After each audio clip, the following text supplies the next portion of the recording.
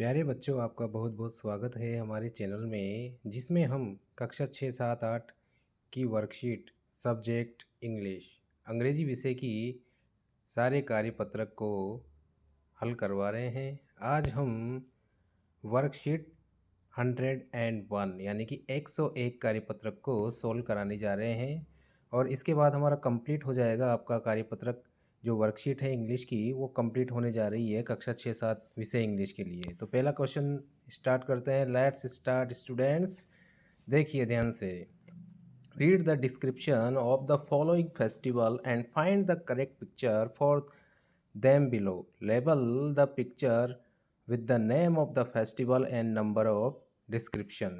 तो बच्चों हमें इसमें क्या करना है, जो नीचे चित्र दिए गए हैं उनसे संबंधित हमें त्योहारों के नाम लिखने हैं। ठीक है, तो सबसे पहले हम देखते हैं। ये देखिए, चित्र को ध्यान से देखा हमने। इसमें चित्र दे रखा है लोहड़ी का।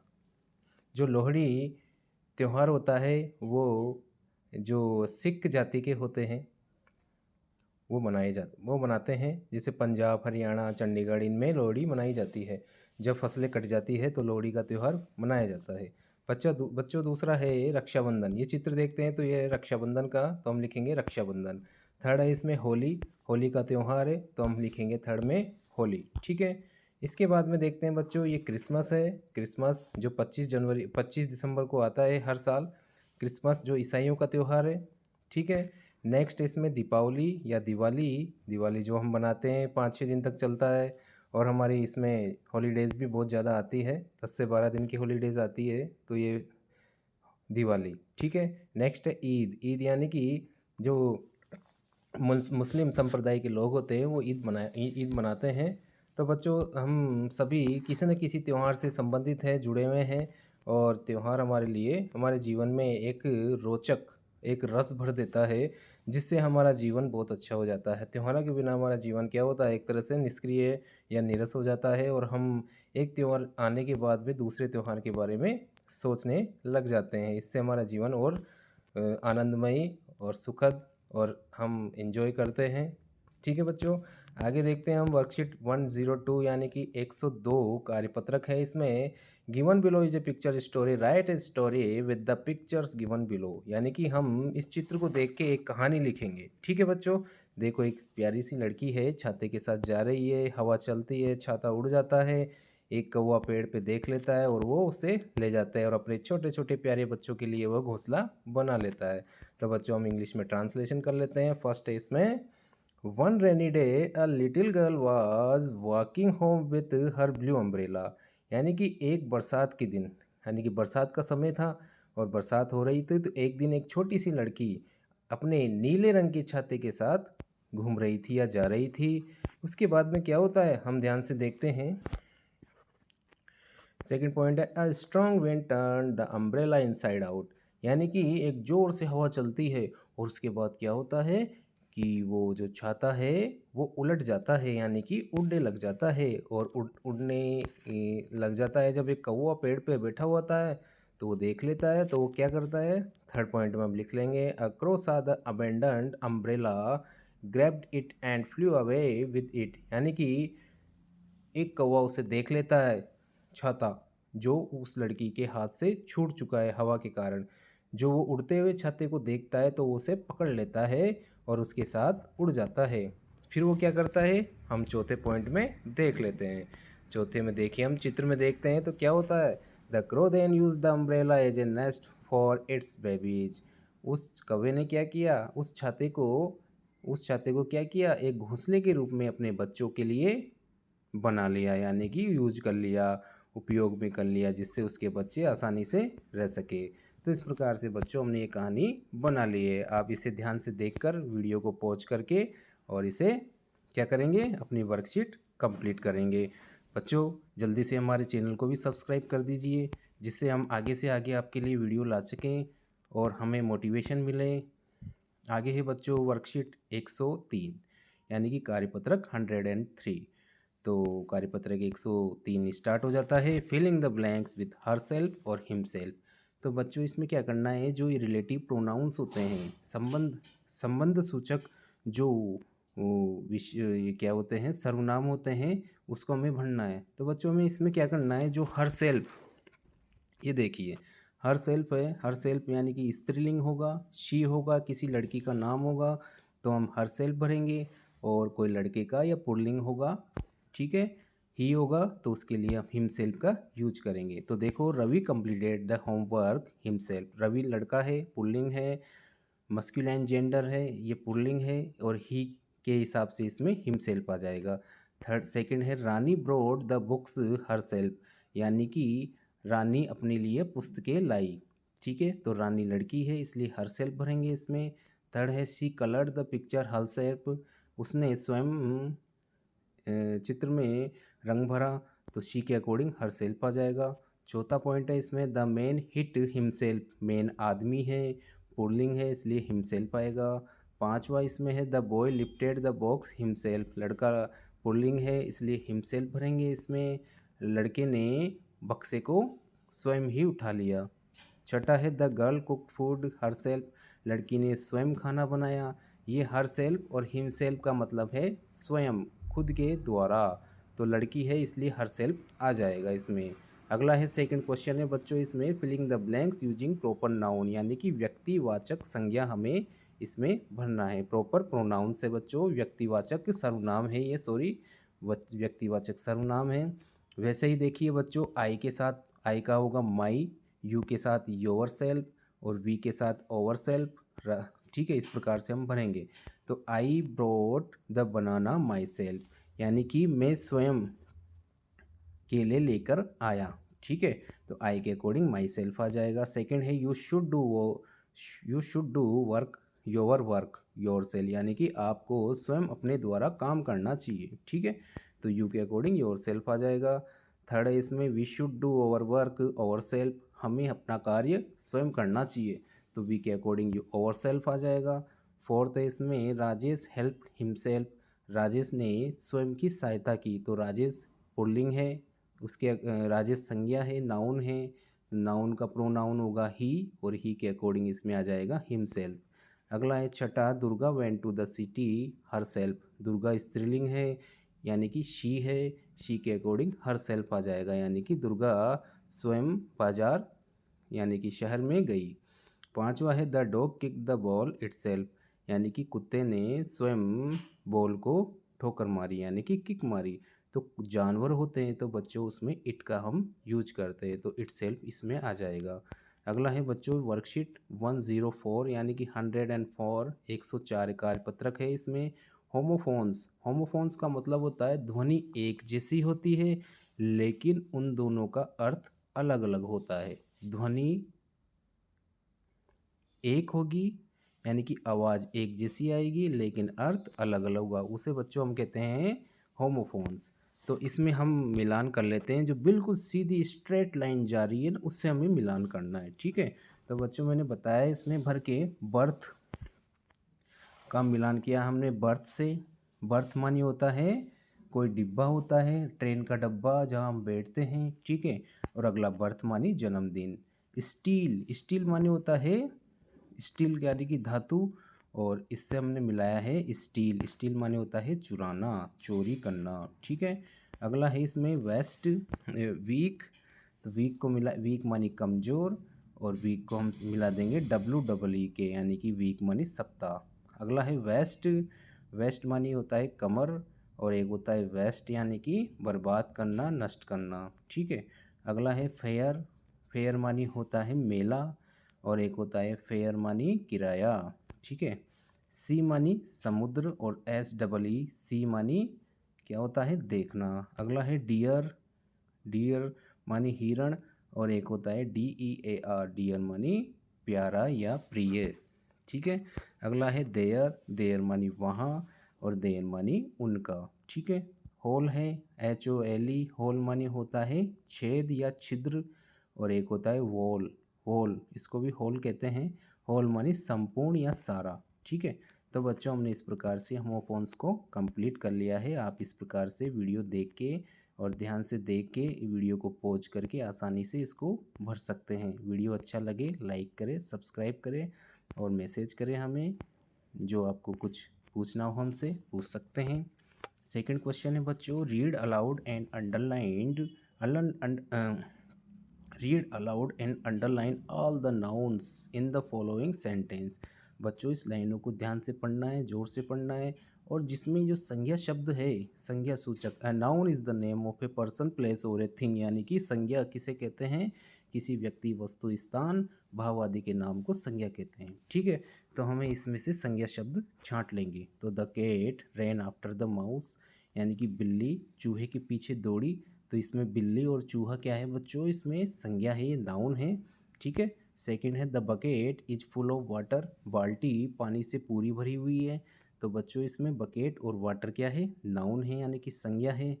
थर्ड है क्वेश्चन इसमें, the students are playing in the playground, यानी कि बच्चे यानी कि विद्यार्थी मैदान पर खेल रहे हैं, खेल के मैदान पर खेल रहे हैं। ठीक है, तो स्टूडेंट्स और प्लेग्राउंड क्या है बच्चों, इसमें संज्ञा।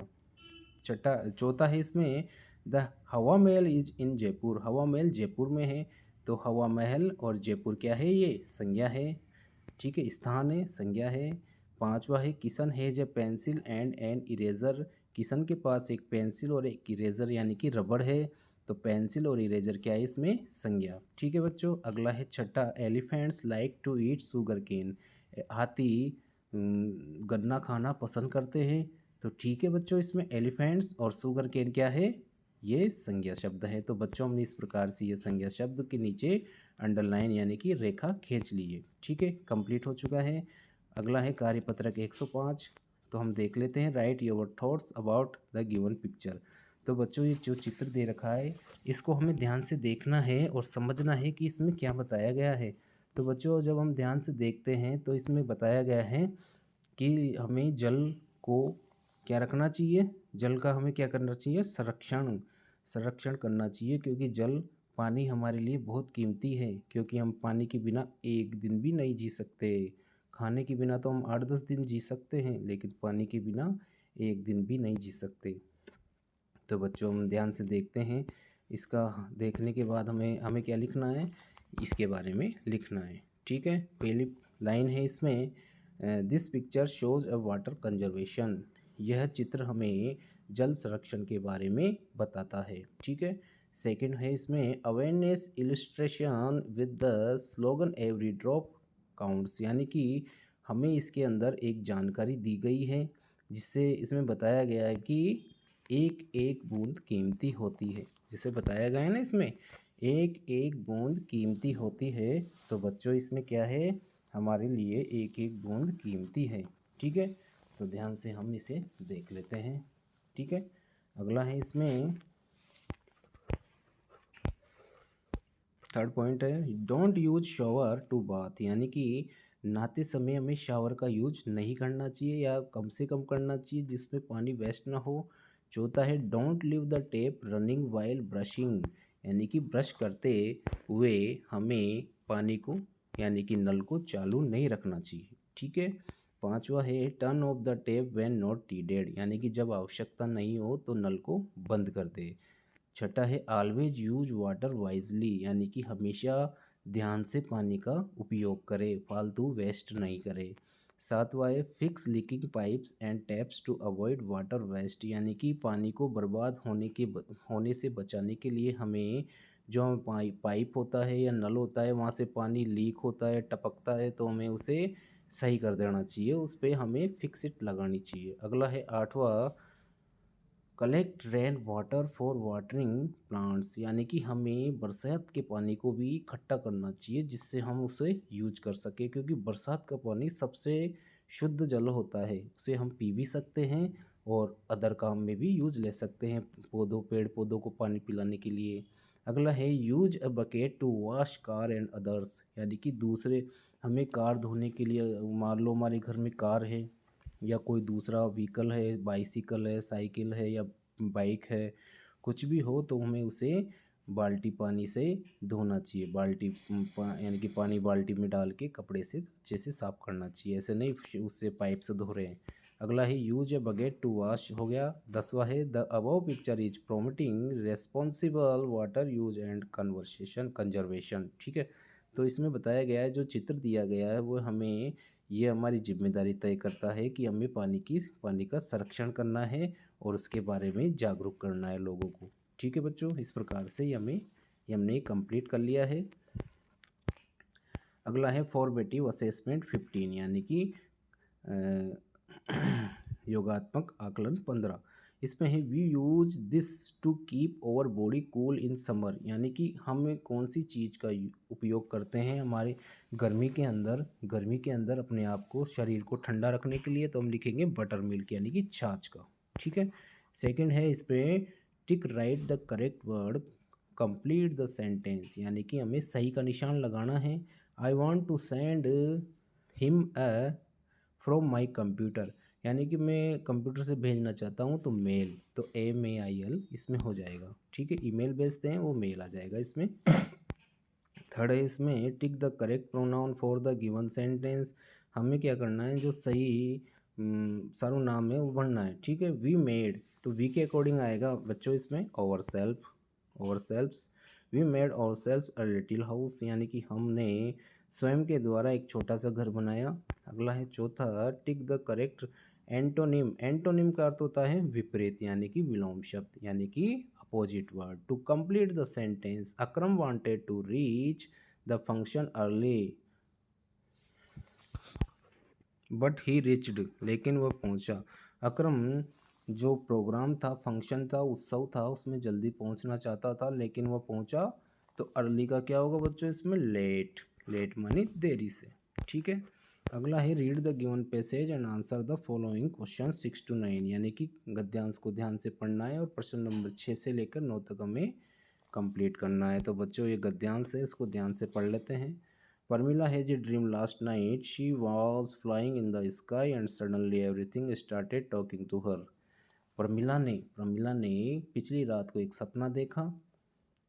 क्या देखा सपने में, कि वह आकाश में उड़ रही थी और अचानक सब कुछ जो उसके आसपास में थे वो उससे बात करने लग गए। She flew over the tree and the tree said, "Are you here to cut me? Go away." She sat at the river bank and the river said, "Please don't throw garbage in me." तो उसे ऐसा लगा सपने में कि वो एक पेड़ के पास उड़ के गई, तो पेड़ ने उससे कहा, क्या तुम मुझे काटना चाहते हो? अगर ऐसा है तो मुझसे दूर चले जाओ। फिर उसके बाद में वो नदी के किनारे गई, तो नदी ने उससे कहा, कृपया मुझ में कचरा मत फेंकना। ठीक है, कचरा तो कचरे पात्र में ही डालना। अगला है बच्चों इसमें she flew in the sky again and there the air was so fresh and cool. फिर वह दोबारा आकाश में उड़ी, और जब आकाश में उड़ी तो आकाश की हवा बिल्कुल शुद्ध और ठंडी थी। She heard the air saying, these factories make me ill, they should not pollute me. तो ऐसा लगा जब वो उड़ रही थी आकाश में, तो हवा ने उससे कहा कि देखो मैं कितनी स्वच्छ हूँ, लेकिन जो आसपास की जो कारखाने हैं उसने मुझे गंदा कर दिया है, प्रदूषित कर दिया है। Parmila woke up from the dream thinking about the trees, air and the river. She went to her mother and said she will take care of earth from now onwards. तो परमिला फिर सपने से जाग गई। फिर उसके बाद में वह अपनी मम्मी के पास गई, मम्मी को बताया कि मैंने इस प्रकार से देखा, ये सपने में देखा। तो उसने बताया अपनी माँ को कि मैं धरती पर जो जितनी भी चीज़ें हैं उनकी मैं सुरक्षा करूँगी और उन्हें प्रदूषित होने से बचाऊँगी। ठीक है। तो बच्चों अब छठा क्वेश्चन देख लेते हैं। Who are the character in the story, यानी कि इस चित्र में पात्र कौन है। तो पात्र है बच्चों इसमें प्रमिला। ठीक है। What do you think will happen if thrown garbage in the river, अगर हम नदी में कचरा फेंकते हैं तो क्या होगा। तो इसका उत्तर होगा बच्चों इसमें the river will be polluted, यानी कि नदी प्रदूषित हो जाएगी। आठवां क्वेश्चन है if animals could talk what would they से, थिंक एंड राइट, यानी कि अगर जानवर बोलते तो वो क्या कहेंगे। तो वो लिखेंगे हम the wood talk each other, यानी कि वो जानवर अपने एक दूसरे से बात करेंगे। They would talk to us, और यहाँ तक कि वो हमसे भी बातें करेंगे, बहुत सारी बातें करेंगे। ठीक है, और हमें एक तरह से बहुत अच्छा लगेगा। नौवा पॉइंट है इसमें, नौवा question if you could fly where would you go, अगर आप उड़ सकते हो, अगर आप उड़ सकते हो तो कहाँ जाओगे। तो हम लिखेंगे बच्चों if I could fly I would go everywhere of the world, यानी कि मैं संसार के सभी जगह पर जाऊंगा अगर मैं उड़ सकता तो। इस प्रकार से आप इसके अलावा भी और कुछ लिख सकते हैं। तो बच्चों, हमने आज आपकी ये वर्कबुक है कक्षा 6 और 7 की विषय अंग्रेजी की 1 से लेकर 104 तक कंप्लीट करा दिए। ठीक है, 105 तक, सॉरी, उसके अलावा फॉर्मेटिव असेसमेंट भी कंप्लीट हो चुका है। तो बच्चों, इस प्रकार से आप अपनी वर्कबुक को ध्यान से भरिए, समझिए इसे ध्यान से। और इंग्लिश की जो वर्कबुक थी ये कंप्लीट हो चुकी है आज आपकी। और अब इसके अलावा हम कक्षा 6, 7, 8 के लिए जो डेस्क वर्क आएगी इंग्लिश की आ चुकी है, उसको भी कंप्लीट कराएंगे। हमारी वीडियो से, हमारे चैनल से जुड़े रहिए और ज़रूर से ज़रूर हमारे चैनल को सब्सक्राइब कीजिए, लाइक कीजिए, बेल आइकन दबाइए इसमें, और अपने दोस्त, अपने मिलने वाले को बताइए, जिससे उन्हें अधिक से अधिक अंग्रेजी सीखने को मिले, उन्हें अच्छे से अच्छे अंग्रेजी के लिए जितने भी लेसन है वो कंप्लीट हो पाए उनके। तो वीडियो देखने के लिए आपका बहुत बहुत धन्यवाद बच्चों। Thank you.